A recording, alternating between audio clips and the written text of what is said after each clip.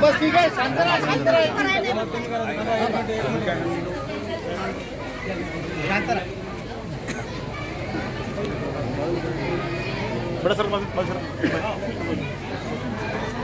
काही कसा प्रतिसाद जनतेतून मिळतोय काय सांगाल? प्रतिसाद आहे, अतिशय जोश आहे, जल्लोष आहे, लोकांमध्ये उत्साह आहे आणि तुम्ही पाहू शकता की उत्साह सगळ्यांचा उसळून आहे. लोक 20 तारखेची वाट पाहतात. महाविकास आघाडीचे सगळेच घटक पक्ष आपल्यासोबत आहेत. ताकद वाढली का? महिला आपल्या प्रचारासाठी उतरल्यात काय सांगा?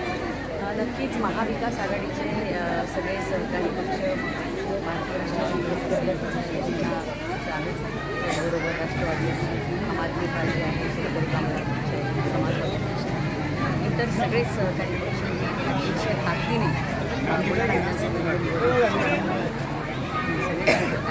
महिला प्रामुख्याने खूप मोठ्या संख्येने आज प्रचारामध्ये सगळ्यांनी ही निवडणूक आपली निवडणूक आहे, जनतेची निवडणूक आहे म्हणून जनतेने ही निवडणूक हातामध्ये घेतली. तर आपण भीमनगर या परिसरात फिरलात. इथले जे प्रश्न आहेत ते अजूनही प्रलंबित आहेत. त्यासाठी आपण भविष्यात काय ठरवलं आहे किंवा काय करणार? याआधी या परिसरामध्ये येऊन गेले, त्यापूर्वीही आम्ही जेव्हा महिलांशी बोललो त्यांच्या समस्या जाणून घेतल्या त्यावेळी त्यांना हा शब्द दिला होता की निश्चितच मला संधी जर मिळाली लोकप्रतिनिधी म्हणून या ठिकाणी तर या विकासात या परिसराचं नक्कीच काय करण्याचा माझा प्रयत्न केला आणि आजही त्या शब्दांवर मी कायम आहे.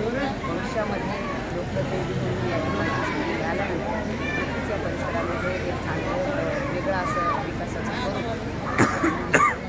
काही विरोधक म्हणतात की आम्ही 1.5 लाख मतांनी विजय होणार, त्याचं पाहतो तुम्ही? गोड गैरसमज असतात ते 30 तारखेला मला असं वाटतं की मतदान लोक दाखवतील.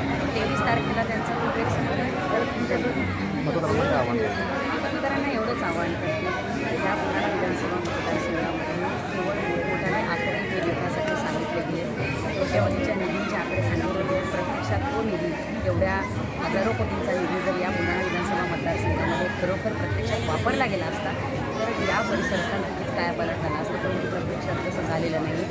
या कितीतरी करोडो रुपयांचं कमिशन या सगळ्या याच्यामध्ये घाललं गेलं. भ्रष्टाचार मोठ्या प्रमाणात झाला आणि भ्रष्टाचारमुक्त भयमुक्त बुलढाणा विधानसभा मतदारसंघासाठी माझं मतदारांना आव्हान आहे की 20 तारखेला आपण मशाल या निशाणी समोरचं क्रमांक 2चं बटन दाबून मला जास्तीत जास्त मताधिक्य मिळून द्या.